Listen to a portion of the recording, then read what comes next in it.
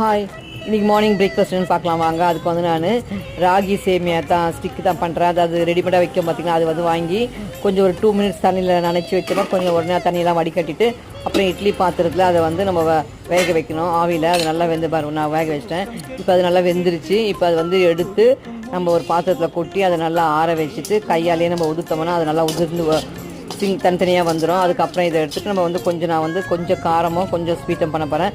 So ஒரு கடாயை வச்சு எண்ணெய் ஊற்றி கடுகு, கடலைப்பருப்பு, உளுத்தம்பருப்பு, காஞ்ச மிளகா, பூண்டு, கருவேப்பிலை இது எல்லாத்தையும் போட்டு நல்லா தாளிச்சிட்டு அதுக்கப்புறம் இந்த உதுத்து வச்சுருக்கிற இந்த சேமியாவை போட்டு அதை கலந்துட்டேன். இதெல்லாம் மேலே வந்து லெமனை கொஞ்சம் கொஞ்சம் எடுத்து வந்து ஸ்வீட் போட எனக்கு அதாவது சக்கரை போட்டு மேலே தேங்காய் துருவி போட்டாச்சு.